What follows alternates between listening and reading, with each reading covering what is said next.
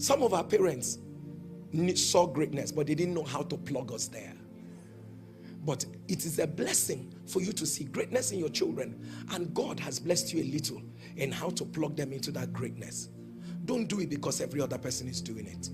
Don't send them to school because every other person is being sent to school. Don't do the things every other person is doing. For without our dogs, I must find a destiny fit for my children. I must find what is it. So this is why I say, you see, parenting is not a walk in the park. I don't know whether you're getting what I'm saying. It's not a walk in the... See, parents, my mandate to you is not a mandate of perfect parenting, but it is diligently following the rudiment of God in order to make sure that these children's destinies are birthed into greatness. Am I communicating?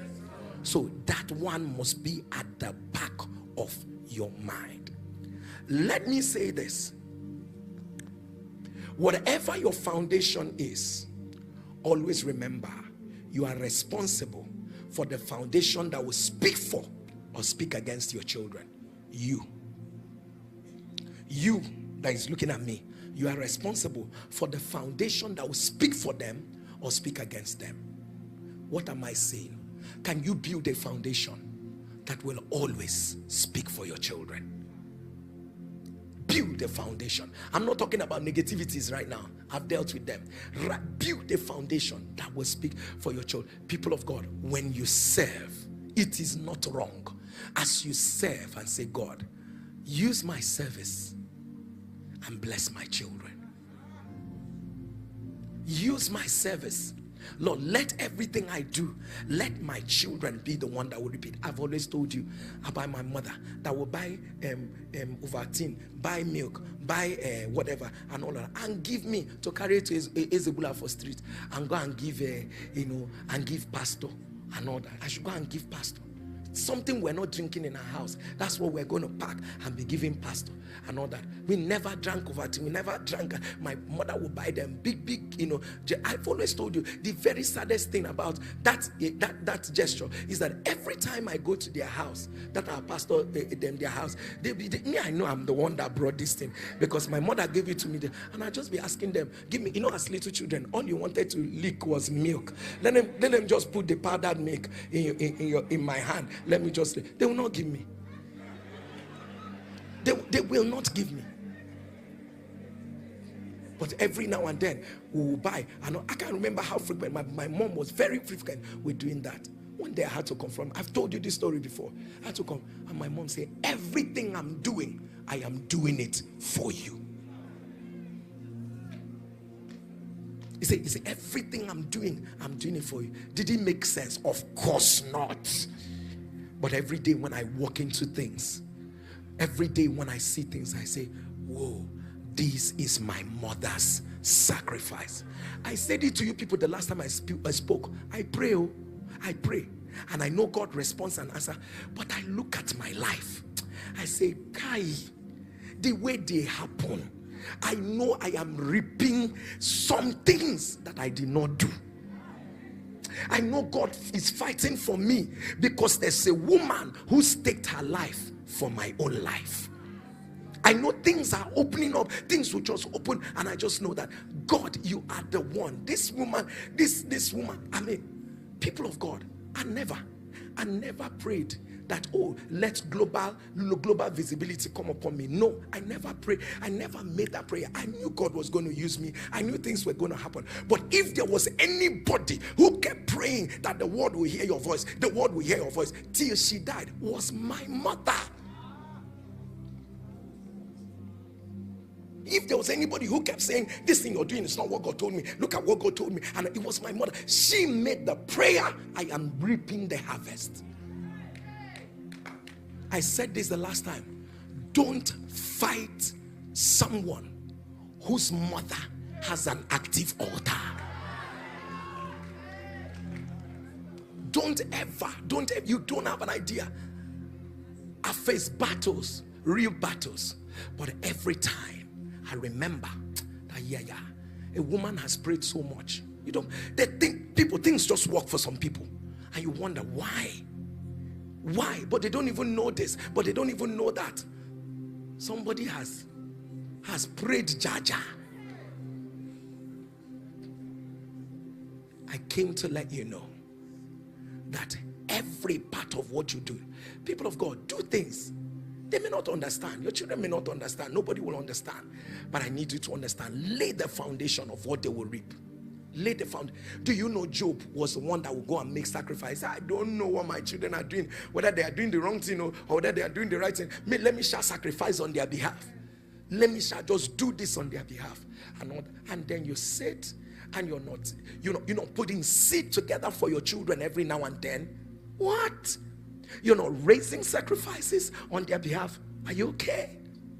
Like you're not putting something together and say, Lord, I'm doing this for my children. You're not putting seed into this and say, this is for my children and all of that. I told you what an illiterate woman was doing. I was sending me to Isabella for street. Look at today. I sit back and I say to myself, what an amazing way to live. What an amazing way to see the hand of God, because a woman chose to do it. I came to beg you, lay the foundation. I'm responsible for how their lives will turn out. How the lives of my children will turn out, I'm responsible. I will lay the right foundation. People of God, let me tell you, everything does not end in smartness. I've seen very well behaved smart children, but they died untimely. Smart, well behaved, but the child will look like an angel that is coming from heaven, but for some reason they die untimely. I've also seen some people with different so you just see pockets of you just shall know at the end of the day, let's just run back to God. Lay there for whatever it will take. Pray the prayer, talk the talk, do all that you can and all of that. But at the end of the day, I need you to understand that every sacrifice you're making, please plug it into your family. Say, God, remember this. Hezekiah had to make the prayer, and he said, God, remember, I've walked before you. Remember what I have done. So everyone who is serving here and all that, you are washing toilet, you are cleaning things, you are and you are working for God in this house and all of that. When you are done, pray. When you are done serving, just pray and say, God, behold my service. Behold my service. There are things, except, let me tell you, I don't practice talk Christianity. I like to have people put their own Christianity into works. Let your service speak. Lord, remember, at so and so time, let it be this. Let me say this as I get ready to tidy up. Please, however you will do it, try and do it. Let the loudest voice your children hear be your voice. Not in the tonality or intensity, but in the spiritual force that it comes with. This is too much. This thing I've said is too much. But let the loudest voice. Your children are going to go through. I mean, you don't understand. Let the loudest voice they will hear be your voice. Until God helped a woman break a cycle, a negative cycle. This woman had 4 children, and all 4 children turned against her. After training them, after making them become, and this is why I say to everyone, all those people prophesying to you people up and down, your mother is a witch, your this one is a witch, your this other one is a witch, and all of that. And even if your parents, your father or your mother is a witch, if they have not killed you up until now, please treat their own witchcraft differently. I know why I'm saying what I'm saying and all that, because if they have not killed, your mother is a witch. I know when your mother should have killed you. It's not even today's own. And then you are now because you are not married up till now, one useless, frustrated prophetess will come and tell you that your mother is a witch. Wow, how smart. Your father is a witch. They are responsible for what is going on. I'm not, Pastor, are you saying this? Of course I've seen that happen. It happens and it's true. But I'm asking you, treat their witchcraft differently. Oh yes.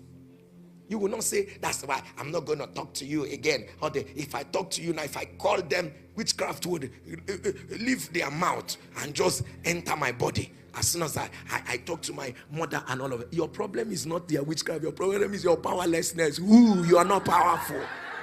When you are powerful, no matter how much of witchcraft it is, you will deliver your mother, you will deliver your father. You will speak a word, the foundations will break. Because I am sick. I'm tired of families broken up.